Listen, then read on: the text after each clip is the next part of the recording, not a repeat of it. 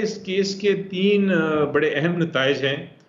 एक तो ये कि हमें पार्लियामेंट्री पार्टी पीटीआई वापस बन गई है नेशनल असेंबली और प्रोविंशियल असेंबलीज में, और ये भी कि सबसे बड़ी जमात बन जाएगी। तो एक तो ये इसका है, इससे ये नहीं होगा ऑफ कोर्स कि हम कोई हुकूमत तब्दील कर सकेंगे, हमारे नंबर्स तो उस हद तक नहीं बढ़ते, लेकिन एक पार्लियामेंट्री जमात होगी और एक पीटीआई के तौर पे हम अपना जो अपोजिशन है वो कर सकेंगे इस पार्लियामेंट में। इसका दूसरा नतीजा ये है कि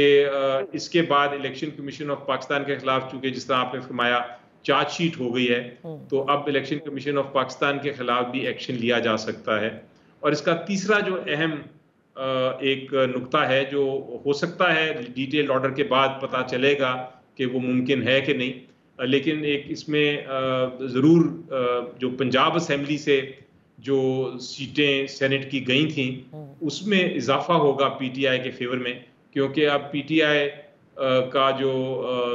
स्ट्रेंथ है, जो ताकत है पंजाब असेंबली में, रिजर्व सीट्स आने की वजह से ज़्यादा हो जाएगी, तो उनको मेरा ख्याल है कुछ सीटें मजीद देनी पड़ेंगी सेनेट में। तो हो सकता है जो सेनेट से इलेक्शन हुए हैं उसको दोबारा करना पड़े, लेकिन इसका पता चलेगा हमें जब डिटेल्ड ऑर्डर आएगा कि ये इस जजमेंट को कब से लागू किया है सुप्रीम कोर्ट।